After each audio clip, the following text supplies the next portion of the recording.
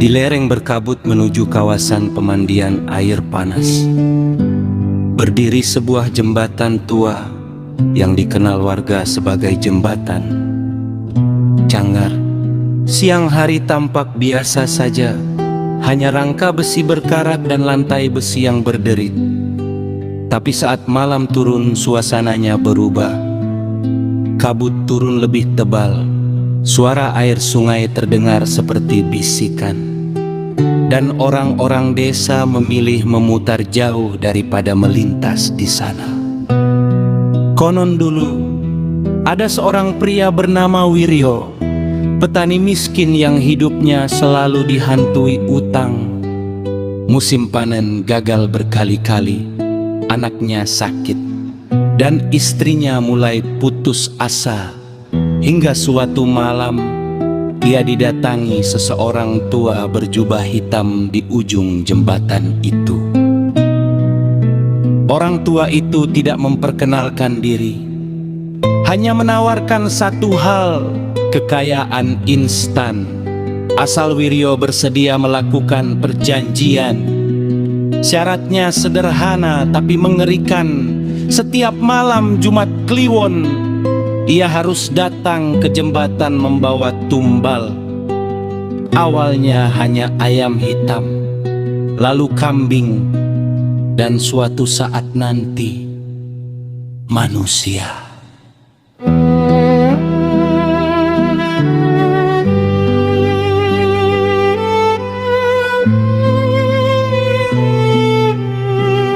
Putus asa mengalahkan nurani, Wiryo menerima.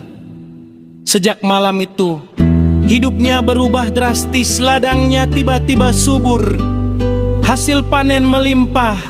Bahkan ia menemukan emas di tanahnya.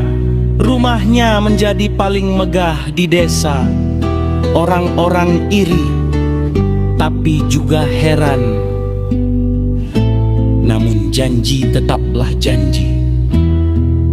Setiap Jumat Kliwon, warga sekitar mulai mendengar suara aneh dari arah jembatan. Jeritan tertahan, suara air bergolak, dan kadang bayangan hitam bergerak cepat di atas besi jembatan. Beberapa ternak warga hilang, lalu seorang pengembara tak dikenal menghilang tanpa jejak.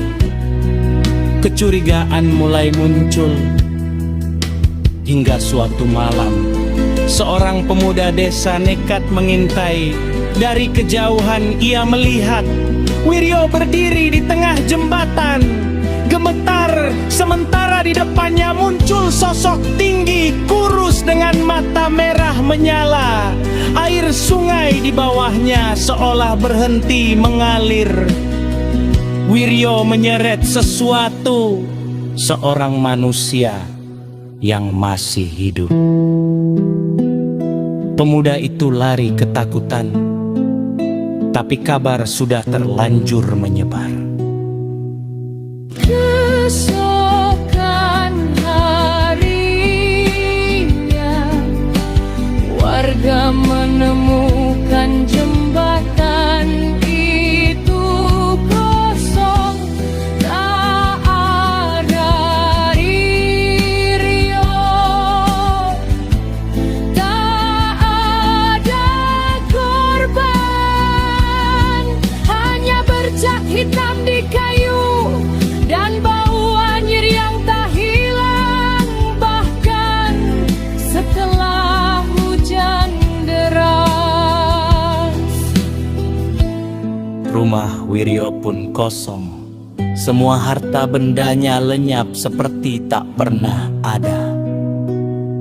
Sejak saat itu, jembatan Canggar dianggap tempat terkutuk. Banyak yang percaya Wiryo tidak mati, ia hanya diambil sebagai tumbal terakhir karena mencoba menghentikan perjanjian.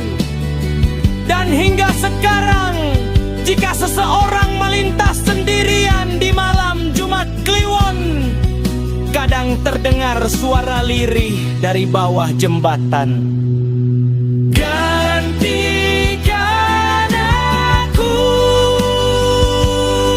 Beberapa Beberapa orang mengaku melihat sosok pria berdiri di tengah kabut membawa karung, menunggu seseorang yang cukup putus asa untuk menerima tawaran yang sama.